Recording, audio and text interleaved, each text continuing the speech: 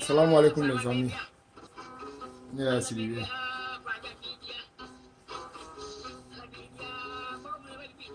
Mais toujours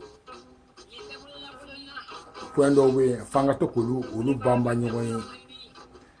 parce que o point de ye an na nɔgɔ point ye. I b'a dɔn sani bi ka don i la bi bɛ don i la sira minnu fɛ n'i ye o siraw dɔn a ka ca Ala fɛ hali ni bi bɛ don i la i bɛ se k'i yɛrɛ contrôler. I bɛ se ka bi, i bɛ se ka dégâts contrôler, i bɛ se ka danger contrôler, i bɛ se k'a canaliser. Donc ne kɔni ne bɛ n base la yɔrɔ olu de kan parce que n'aw y'o yɔrɔw faamu n'aw ye nin yɔrɔw faamu wallahi aw bɛ fɛrɛ parce que mɔgɔ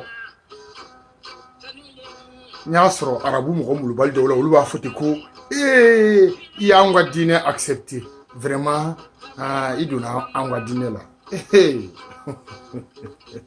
musaramani o silamɛya o kɛra arabu ka diinɛ ye n y'o de fɔ aw ye mɔgɔ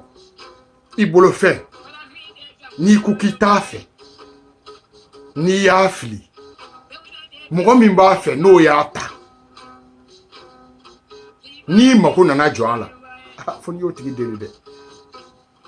fo n'i y'o tigi deli dɛ wa n'i y'a deli ni a mago tɛ fɛn in na a b'a d'i ma mais n'a fɛnɛ mago bɛ fɛn in na e ta bɛ kɛ perte ye dɛ i m'a ye a ma f'i ye ko kamalenkɔrɔ t'a dɔn k'a muso ka ɲi fo n'a ye cɛ wɛrɛ bolo y'a muso kɛrɛ la wallahi ko dɔ ka kɔrɔlen o ye dɔ ka kura ye toujours mais silamɛya ye anw ta de nin ye anw ta de ye arabu ta tɛ nin ye anw ta de ye nin ye Ala ta de ye n y'o fɔ aw ye diinɛ fila mana dugukolo in kan diinɛ fila mana diinɛ fɛn fɛn nana aw ye kira jumɛn ye kira min nana ka kira wɛrɛ ka kira tɔw lagosi dɛ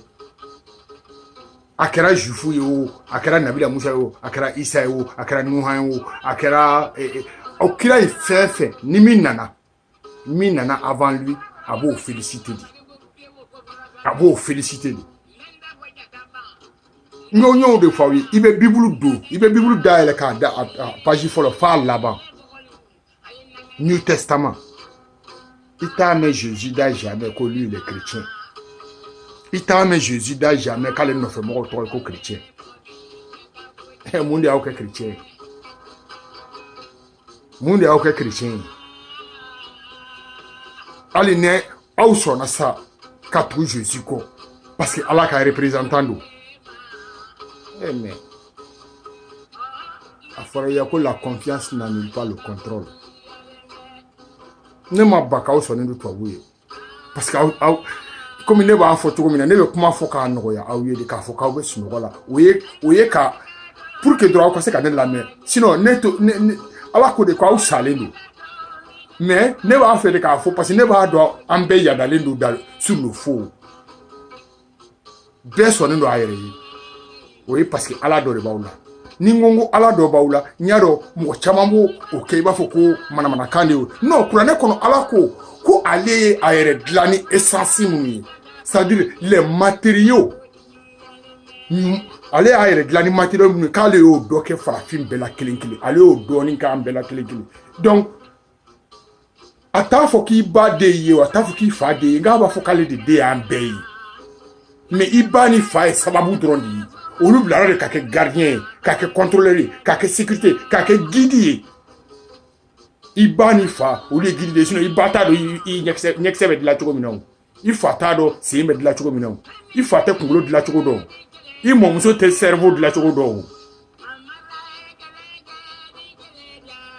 n b'o de kɔsɔn aw b'a fɔ ko muso de ta ye den ye parce que muso de kan ka direction d'a den ma muso de kan ka direction yira a den na muso de kan ka sira yira a den na mais o k'a sɔrɔ cɛ ɲuman b'a kɔ dɛ parce que muso hakili sigilen bɛ se k'a den guider o wallahi mais ne bɛna o exemple ni dɔ di aw ma aw yɛrɛ k'o jateminɛ i b'a sɔrɔ yɛrɛ mɔgɔ ka dɔgɔ la min delila k'o jateminɛ e bɛ se k'a fɔ sa ko ko ne san 30 ye ɲinan ye koyi dɔ b'a fɔ ne san 40 ye ɲinan ye koyi dɔ b'a fɔ ne san 50 ye ɲinan ye koyi dɔ b'a fɔ ne san 20 ye ɲinan ye koyi mais i y'a daminɛ tuma jɔ i si daminɛ tuma jɔ est ce que e hakili b'a tuma la e donna diɲɛ in kɔnɔ tuma jɔ mais est ce que tuma dɔ la e t'i miiri k'i sigi yɛrɛ ma dɔrɔn k'a fɔ ko on dirait je vivais quelque part parce que i hakili t'a la yɛrɛ ko commencer e yɛrɛ ka ko commencer cogo di donc o b'a bila i kunna automatiquement k'a fɔ ko e t'i bɔ yɔrɔ yɛrɛ dɔn fɔlɔ mais ni e t'i bɔ yɔrɔ dɔn i fa ni ba bilara de k'olu ka guide d'i ma k'i ka présent yiri la ani k'i ka futur yiri la sinon u tɛ se ka bɔ yɔrɔ in f'i ye parce que olu yɛrɛ t'u ta dɔn donc ni ala y'a yɛrɛ dilan ni fɛn minnu matériel minnu ye n'a y'o o bɛɛ la ɲɛnama dɔ ta k'o kɛ an kelen kelen bɛɛ la mais a b'an wele fɛnɛ de k'a den de ye anw ye mais ni ala den de ye a b'i komi n'i fa ye Sidibe ye ni e yɛrɛ Sidibe ye mais munna e tɛ se ka kun i fa la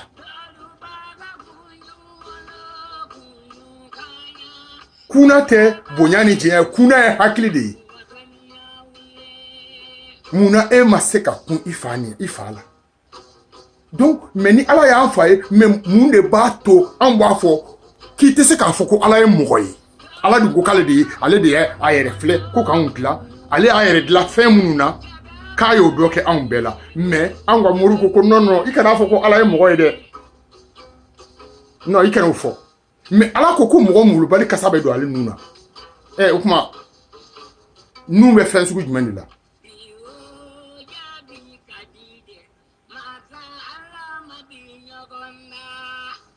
ko mɔgɔ kolon o kasa bɛ don ale nun na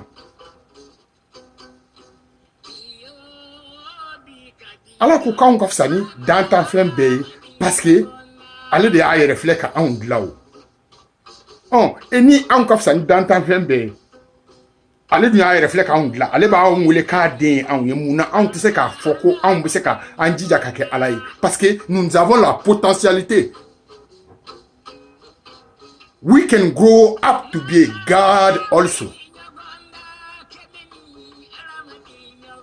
Parce que ala ko k'ale an fa Adama dilan i komi n tun b'a fɛ k'o yɔrɔnin fɔ mais aw ka muru ɲininka ta ko n'i ye kuranɛ kɔnɔna filɛ k'a kalan ko Adama joli bɛ kuranɛ kɔnɔ Adama an fa Adama k'a joli bɛ kuranɛ kɔnɔ u b'a f'i ye ko kelen parce que u ye to n'u vidéo de ye parce que u t'a fɛ ka kalan ɲɛnabɔ de parce que u b'a fɛ ka balo ni nkalon de ye ka balo aw kɔ kan parce que u b'a dɔn naturellement i ni fɛn min ye sugu kelen naturellement u kan ka diya i ye de f'i k'i yɛrɛ forcer de pour que i ka se k'o blesser pour que farafin ne kɔrɔkɛ dɔ ka se ka ne escroquer f'a k'a yɛrɛ tɔɔrɔ de pour que a ka se ka ne escroquer sinon naturellement a tɛ se ka ne escroquer o parce que a ko ka d'a yɛrɛ cogo min na ne y'ale copie dɔ de ye ko Adamu joli bɛ kuranɛ kɔnɔ u tɛ se k'o f'i ye parce que ala ko k'ale ye bɔgɔ kɛnɛ de bɔgɔ fiman de ta ko k'o façonner k'o mɔntɔn k'ale yɛrɛ image filɛ k'o kɛ an fa Adama ye k'a sɔrɔ k'a ka esprit fiyɛ a la bɔgɔ fiman dɛ a y'o de ta k'o kɛ an fa Adama ye kuranɛ ko ten de ni bɔgɔ fiman kɛra bɔgɔ min o bɛ kɛ tubabu ye donc a b'o yɔrɔnin jateminɛ fɛnɛ mais o Adama ko ala y'a dege a ye diɲɛ fɛn bɛɛ tɔgɔ fɔ Adama ye yɔrɔ n delila k'o kuma kelen fɔ yan parce que nin yɔrɔw n'aw ye nin yɔrɔ minnu faamu walahi mɔgɔ t'a sen dara aw sen kan n y'o de f'aw ɲɛna ne bɛ bɔla ni secret mun ye ne bɛ min fɛ de f'aw k'aw bolo di ɲɔgɔn ma de f'an farafinw k'an bolo di ɲɔgɔn ma de minnu bɛ tunga na o minnu bɛ so o aw ka duw kɔnɔ o aw ka quartier la o n'aw m'aw bolo di ɲɔgɔn ma Farawuna kun ye décision min ta Nabila Musa kama ko an ka cɛmanw faga k'u ka musow to yen o de bɛ ka k'aw la i m'a ye 98% mɔgɔ salen minnu bɛ kɛ Méditerranée kɔnɔ n ko an ka denmisɛnw de don an ka futurs de don an ka avenir de don mais ni min bɛna k'i ka sini ye n'o tiɲɛna bi e ka sini bɛ kɛ cogo di min bɛna kɛ i ka sini ye n'o ma kalan bi e ka sini bɛ kɛ cogo di min bɛna k'i ka sini ye ni o t'a taga yɔrɔ dɔn parce que cɛkɔrɔba sarakadenw bannen don ka bɔ pilasiw la depuis diɲɛ ka di u bɛ place min na u tɛgɛ se ka mago ɲa mais u dulonnin bɛ place nin na denmisɛnw bilalen b'u kɔ tɛgɛrɛ fɔ la o n'o marche jalan na sira kan o ye problème ye dɛ an ka cɛw bɛ ka lanɔgɔ de an ka denmisɛnninw bɛ ka lanɔgɔ de donc o kɔrɔ k'an ka jamanaw ko c'est programmé à être banni, à être effacé, à être exterminé. Nous de fauna ni ka fait nafa ma ni ma nafa do ala. Aw hakila ka bemba o munu ye Afrique choisi munu bora jamala ka ta Afrique. Ko lu tutu yere kalama. Afrique dugu do ta sai ka laje. A dugu kelen be riche en ressources minières. Super riche. Mais aw de dugu bien fantai. Mais hakili bɛ se ka nin faamu cogo di hakili bɛ se ka nin faamu cogo di ok masa Aramani ye adama fɔlɔ min dilan k'a ye diɲɛ fɛn bɛɛ tɔgɔ fɔ adama ye bon tɔgɔ fɔ aw m'o tɔgɔ fɔ o faamu kuranɛ kɔnɔ tɔgɔ fɔ tɛ k'a fɔ ko nin ye chaise ye nin ye mangoro ye nin ye yiri ye nin ye gabakuru ye nin ye fiɲɛ ye nin ye ji ye non a y'a tɔgɔ fɔ a ye mais a composition bɛɛ de fɔ a ye u bɛ fara ɲɔgɔn kan cogo min na ka nin kɛ yiri ye nin bɛ fara ɲɔgɔn kan cogo min na ka nin kɛ chaise ye nin bɛ fara ɲɔgɔn kan cogo min na ka nin kɛ sankolo ye nin fara ɲɔgɔn kan cogo min na ka nin kɛ tile ka tila ka Adam ka fisa n'a bɛɛ dɔn o kɔrɔ ko Adam tun bɛ se k'a bɛɛ contrôler o de kosɔn Ala ye Adam wele ko kalifa o kɔrɔ ye ko ni ne tɛ yen à mon absence c'est lui qui est le roi donc il était presque quand Allah est présent. Ni Ala be ale président mais ni Ala te dro ale roi de mais il se ka ke roi cogo di ni te se ka faire de contrôler donc Adam avait la capacité mentale intellectuelle spirituelle de contrôler même le vent même le ciel même la lune même le soleil même la terre Adam a délé en nous mais muna Adam a sara ala ko nye fɛn bɛɛ tigɛ di ma i bɛ se ka to ne ka ni dunuya ɲumanba in kɔnɔ yɔrɔ yɔrɔ ka di i b'i sago kɛ mais yiri kelen kana maga yiri in den na dɛ ni yiri in den dun i bɛ sa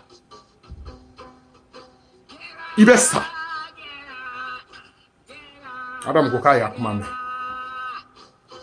a n'a muso bɛ ɲɔgɔn fɛ Awa donc sitan nana Awa nɛgɛ Awa fana nana fo kana sitani Awa n'a président Adama sitana ko ko Ala bɛ k'i dégɛ de sa ko ni yiri in den dun i tɛ sa o mais i ɲɛ de bɛ yɛlɛ donc o kɔrɔ ko ni kun b'a la o kɔrɔ ko mɔgɔ kun do o kɔrɔ k'a kun tɛ sunɔgɔ la o mais munna sitani ko k'i ɲɛ bɛ yɛlɛ de sinon i tɛ sa dɛ i ɲɛ bɛ yɛlɛ de donc Adam ye yiri ta k'a dun donc ko Adam ye Ala senkan mɛn jardin kɔnɔ o kuma mɔgɔ tɛ mun na senkan b'a la senkan mɛn fɛn min na o tɛ mɔgɔ ye n k'a kumana Adam fɛ a nana yɔrɔ min dɔrɔn donc Adam tun b'a ye o face à face ale tun b'a ye parce que Adam y'a senkan mɛn min kɛ Adam i pankɔrɔ k'i bolo bira a ɲɛfɛla n'a kɔfɛla la donc a nana a ko ko munna ko e ni position sugu ta ko parce que k'ale lankolon don ko jɔn de y'a fɛ k'e lankolon don ko setan donc i ye yiri nin dun ko donc Adama sara yen mais saya min kun don saya physique tɛ o ka ni bula tɛ o mais connaissance min kun b'a la pouvoir min kun b'a bolo Ala y'o de bɔsi a la parce que premièrement a kɛra fugariden ye parce que a m'i jɔ tiɲɛ na parce que a ye layiru tiɲɛ a ye engagement tiɲɛ donc an b'o de sarala tan o a natara fɛn dɔ la min b'a bolo o m'a bɔ a natara fɛn wɛrɛ de la donc mais Adama tɔ kelen o bɛ Adam na halisa komi o b'an bɛɛ la cogo min na an bɛɛ salen don mais ko Adama tɔ kelen k'o ye quicken spirit ko esprit dɔ de b'an fari la o ye Ala ka esprit ko de b'an fari la ko n'o ni message ɲuman bɛnna o ni kuma duman bɛnna k'a gosi farisogo ɲuman kan ani hakili ɲuman kan k'i bɛ sin ka wuli n kɔrɔ ne b'a fɛ o de ka gosi aw la parce que o gosira ne la kaban donc ne b'a fɛ n'o ne ka kumakan sera o yɔrɔ ma aw mɔgɔ la o bɛ wuli n kɔrɔ k'a yɛrɛ ye o bɛ wuli n kɔrɔ o mɔgɔ tɛ mobilitigi la mobilitigi ye batari ye o ɲɛkɔrɔ nafolotigi ye mɔgɔ lankolon ye o ɲɛkɔrɔ parce que i tɛ mɔgɔw ye tuguni komi mɔgɔ ba i bɛ mɔgɔw ye de komi mɔgɔ dɔ ton exemple ta photocopie et ton image i bɛ bɛɛ ye ten de i bɛ mɔgɔw respecter mais i tɛ siran mɔgɔ ɲɛ i bɛ mɔgɔw bonya ni min b'a yɛrɛ bonya parce que bonya bɛ daminɛ mɔgɔ yɛrɛ de la o i m'i yɛrɛ bila yɔrɔ min na mɔgɔ b'i minɛ yen de donc Adam ala y'a ka pouvoir minɛ Adam na min kɛ pouvoir de bɔsilen don an na mais a ka essence min kɛra k'an dilan o de b'an na o de bɛ sunɔgɔ la an na n'o ni message ɲuman bɛnna farafin na a ko k'a ye anw dilan tellement k'an kɛ ɲuman ye k'an ka ɲi tellement k'ale farafin mana tiɲɛ cogo o cogo k'a tɛ se k'a yɛrɛ tiɲɛ a tɛ se ka fɛn kɛ fo k'a yɛrɛ tiɲɛ pewu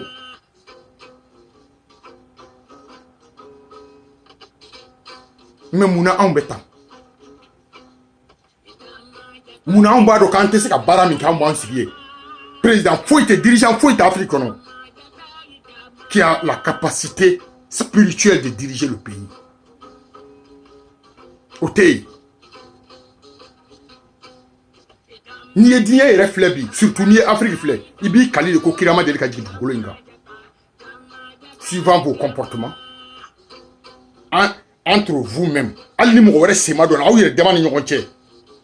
i b'a fɔ ko kira ma deli ka se dugukolo in kan i b'a fɔ ko message tɛ tɛmɛna dugukolo in kan i b'a fɔ ko mori t'aw ka dugukolo la i b'a fɔ ko pasteur t'aw ka dugukolo parce que olu bɛ sitani poche kɔnɔ ka ban mais aw t'o ye de wallahi parce que kumakan duman ni tiɲɛ tɛ kelen ye o olu bɛ sitani poche kɔnɔ de mun na parce que olu bɛ fɛn fɛn k'aw ye n'aw m'aw bolo bila poche kɔnɔ olu t'o kɛ chrétien wo silamɛ wo diinɛ ni sugu sugu a ɲɛmɔgɔ bɛɛ bɛ sitani poche kɔnɔ wallahi parce que ala ko kuranɛ kɔnɔ ko silamɛw ye kuranɛ ta k'a bila o kɔfɛ e bɛ se ka kɛ silamɛ ye n'i ma dulokibani don i kanna o i bɛ se ka kɛ silamɛ ye n'i ma kulusi paneni don i bɛ se ka kɛ silamɛ ye n'i ma fugula don silamɛya b'i dusukun de la silamɛya an bɛɛ mɔgɔ bɛ dunuya nin kɔnɔ farafin na an bɛɛ wolola silamɛ de ye silamɛya ye tiɲɛ de ye silamɛya ye ala yɛrɛ de ye silamɛya daminɛ ni ala yɛrɛ de ye ala ka essence principale bɛ mɔgɔ la o bɛɛ ye silamɛ de ye mais e de bɛ tɔgɔ da i yɛrɛ la ko ne tɔgɔ ko ne ye chrétien ye o ne ye musulman ye o ne ye juif ye o non i ye silamɛ de ye fɔlɔ sanni ka k'o fɛn fɛn ye i ye silamɛ de ye mais komi i fa kun t'a yɛrɛ kalama i ba kun t'a yɛrɛ kalama donc i ba ma se k'i encadrer pour que i ka se ka continuer k'i yɛrɛ ɲa ka vie ka ala mako ɲa e m'a ye kun jumɛn na aw bɛ se ka san 100 san 50 san 60 sɔrɔ wa non o ye layiru kan de ala ko k'ale t'a ka layiru tiɲɛ o parce que sanni ka bɔ ale fɛ yen i ye layiru de d'ale ma ni ne nana ne bɛ n'i dɛmɛ i ka baara de la k'a dɛmɛ baara jumɛn na a mago tɛ e k'a dɛmɛ mais e ka influencer parce que toi tu es en contact étroit permanent dans une communauté électricien t'o k'a ka baara kɛ sa mais kana kɛ de k'e fɛnɛ t'i ka e tɛ fosi kɛ n'i ma mago wɛrɛ ɲa i hakili la baara sa mɔgɔ nana kana ka culture kana ko fɔ ale k'a ka coutume falen e t'a la jagoya ou bien k'e bɔ i ta kan e bɛ hakili la k'e tɛ se ka kɛ silamɛ n'e ma dulokibani don i kanna wa e hakili la k'e tɛ se ka kɛ silamɛ n'e ma fugulani don i kunna wa non silamɛ to y'a to ye n'i hakili fara ɲɔgɔn kan i b'a dɔn ka ban ko loi bɛ silamɛya in na k'a bɛɛ kɛra de pour que kafiri ka yɛlɛma fo ala ka keleya o de jagoyalen don an bɛɛ lajɛlen kan wallahi n'i ye ala ka keleya sigi ala ma i b'a sigi i yɛrɛ ma i b'a dɔn k'a fɔ ko ni e tɛ diɲɛ kɔnɔ ko diɲɛ in man di ni e sen t'a la yɛrɛ a man di i m'a ye n'i bɛ wali album filɛ la wa n'i dɔnbaga tɛ album in kɔnɔ dɔrɔn album tɛ diya i ye o parce que e bɛ ka mɔgɔ filɛ e t'a si dɔn e yɛrɛ t'a kɔnɔ o bɛ se ka diya i ye cogo di mais anw ɲɛna silamɛ chrétien ni chrétien wo tubabu chrétien wo silamɛ arabu wo olu ye anw bɔ fɛn ninnu bɛɛ de kɔnɔ o mais o bɛɛ n'a ta anw b'a la i t'a dɔn k'a fɔ ko donc k'anw origine de don o bɛɛ n'a ta ka di anw ye sinon u y'anw bɔ a la anw effacé don ka bɔ fɛn in bɛɛ kɔnɔ o Ni y'u photo bo ou bien arabu de bo o islamé nous ye chrétien ta photo bo ou bien toi ou de bo o ye chrétien fone imaya mais alors qu'à belle aune on lui te faut si ya là on lui sent te faut il a ere ni o de fo mo o challenge di africain bema ni mo mba fe ka encore bo dron ibe to o jamana u don ibe to o jamana kala ibu ka isoru kala ibu ka musée o yoro don ta yala u ka musée ou là ni ye tuabu ka arfenye qui a plus de 6000 ans dugukolo inka bona ikana publicité que Facebook le ka sama wallahi me dollar me $2000 dima tuabu ka artifact ou ye femme de a kachani 6000 ans dugukolo inka me $2000 dima itaye allez Irak unu be foka oh nous y du korobaye et Bagdad nous y ancien baganya sur Mali la Bagdadi Bagdad o de foka o tarda Bagdadi là donc non au lieu de faire 3000 4000 ans toi ou ma 7000 ans du kolo ka faut 6000 ans et petit poussière mais Dieu les a donné 6000 ans wallahi et my chrétien groupe de wa fuma ko les 7 day adventiste 7e jour adventiste mouna 7e jour parce que islam problème ba wala parce que ni ma livre ton nga ni ma ala ka livre ton kala ali na so nyagamine do ça mais akalamba ne ala be hakli di ma ibise ki yere bu kono mais ngo clé de fene livre nuna ali qur'ane clé de balaw ibise ka kala ta be fam ki ka clé nun kala ni a clé nun kala wallahi ni atrebe ki nyina klongedi ni ate abe exposer yede abe dayele yede Iba et si ça y a famille va commencer à vivre ça. Il va commencer à vivre ça. Mais en tout cas vivre. Et c'est qu'à vivre qu'on casse le hasi diable du coup il te vit là haut. Il veut qu'il y ait frère de haut. Sinon à la limite il t'a en chila er. Né à côté. À la limite au t'a en chila. Non.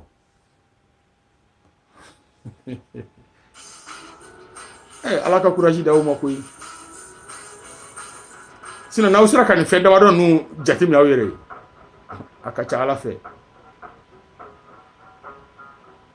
aka saraka afoite se alama aka seli afoite se alama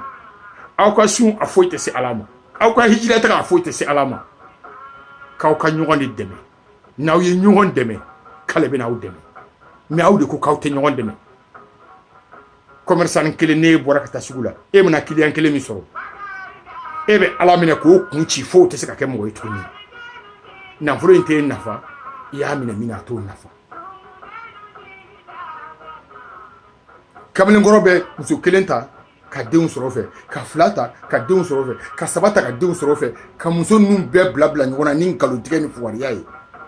muso bɛ tila ka denw bɛɛ blabla ɲɔgɔn na ni nkalontigɛ ni fugariya ye an ka duw bɛ ka ci n'an ka duw ma fara ɲɔgɔn kan a b'aw kunna de aw ka gouvernement nu aw ka président nu n'aw ka ministre olu n'aw bɛɛ de ye kelen ye o aw kana filɛ k'a fɔ ko docteur b'u bolo walahi olu ka sunɔgɔ ka jugu n'aw ta ye parce que olu kɛlen bɛ ka tugu setanɛ kɔ à 100% de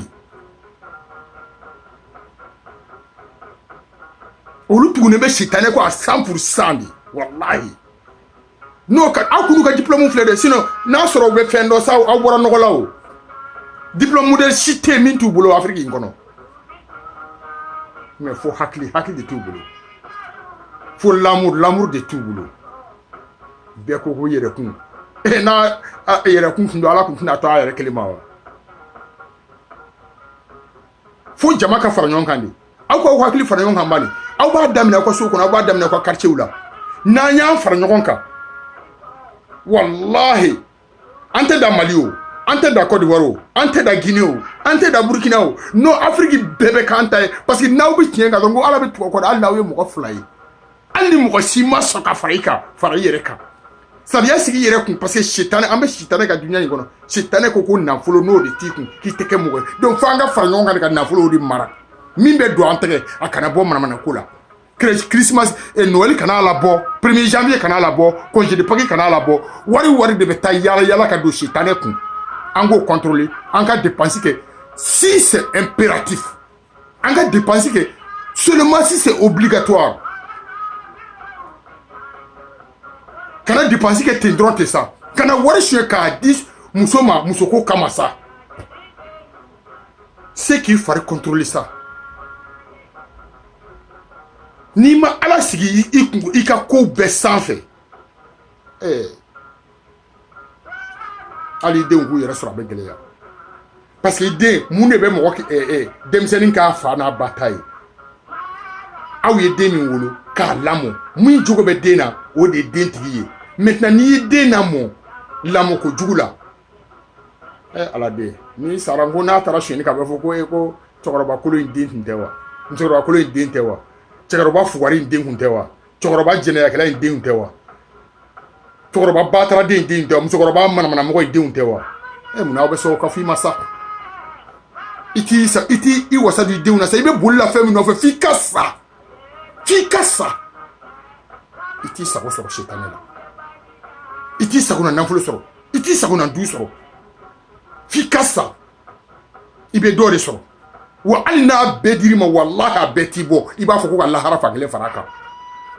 parce que ala ko k'ale y'an da ko ka mako de k'an fana na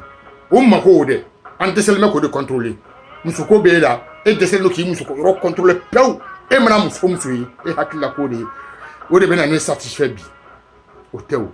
nafoloko b'e la e mana client sɔrɔ e b'o mako sa i dun mana client kelen mako ɲa o ni client 100 wɛrɛ de bɛ na walahi n'i ye kelen mako sa o bɛ client 1000 de perdre i ma f'i ka satisfait i yɛrɛ ye sinon mɔgɔ si ka nafolo m'a bɔ kana waritigiba ninnu lajɛ walahi n'u y'u ka nafolo da k'a problème da ani problème b'u ka k'o da kɛrɛfɛ i tɛ wari nin ta o mais i t'o dɔn de e b'i da ka sunɔgɔ ka ɲina fo n'i kunna i b'i kunna wuli ka heure lajɛ ka tila k'i kun da tuguni mais ni waritigi y'o kɛ dɔrɔn sitanɛ b'a wuru den fara parce que contrat de b'ale ni sitanɛ cɛ o ale y'a ka area feere o i b'a ye ni ala ye nafolo d'i ma o kɔrɔ ye k'a b'a fɛ k'i lanɔgɔ de ni ala y'i kɛ nafolo batigi ye na ala t'i fɛ parce que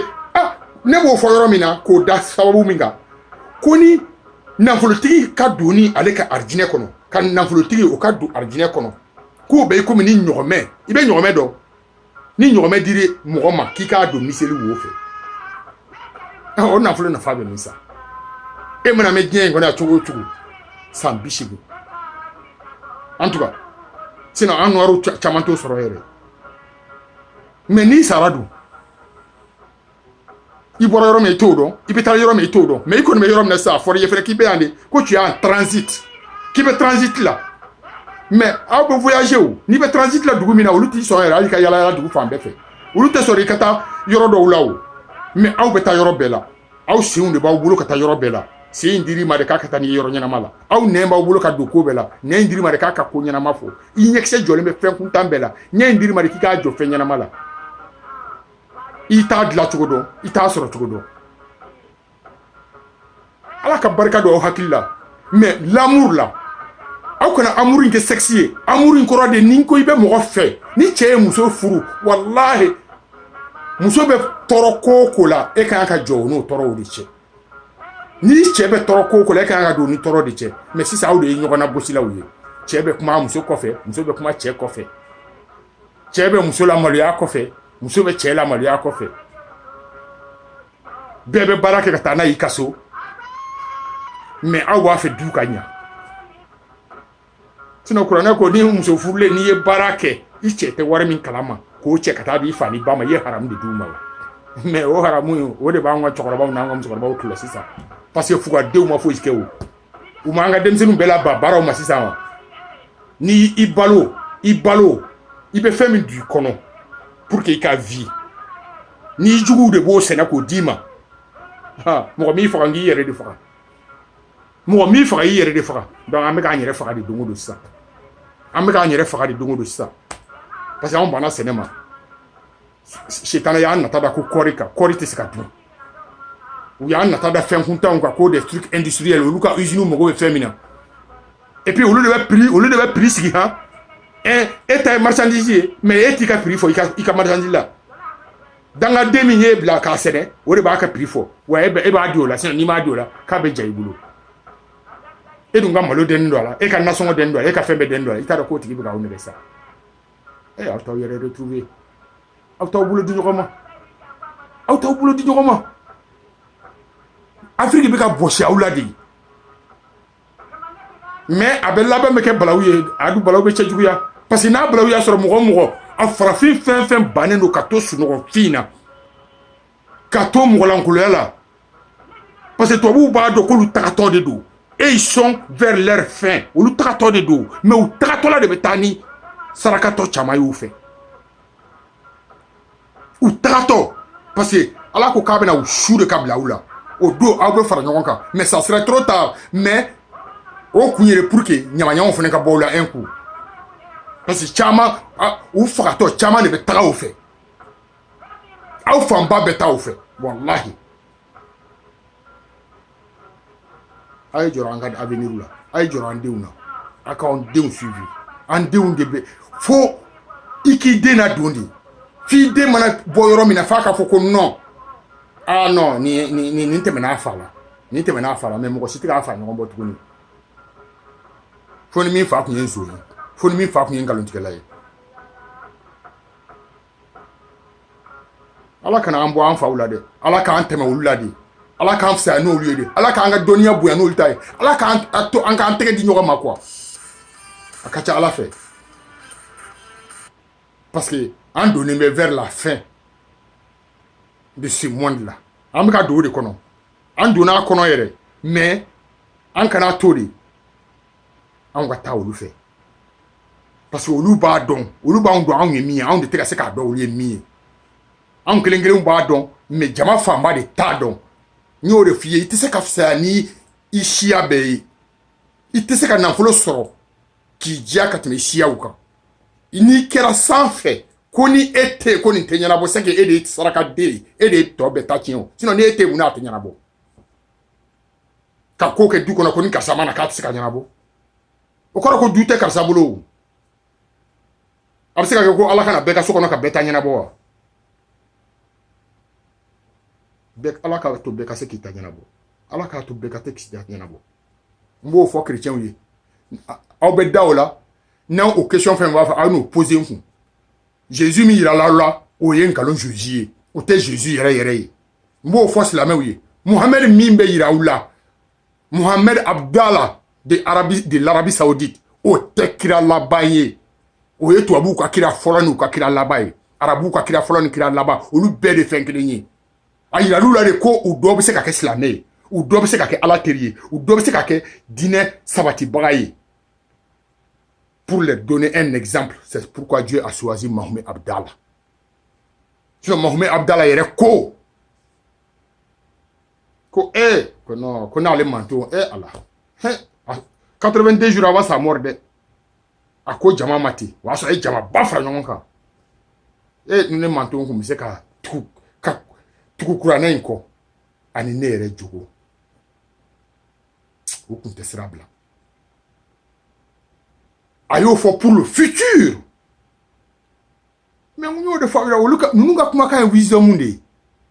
fo clé de ka k'i fo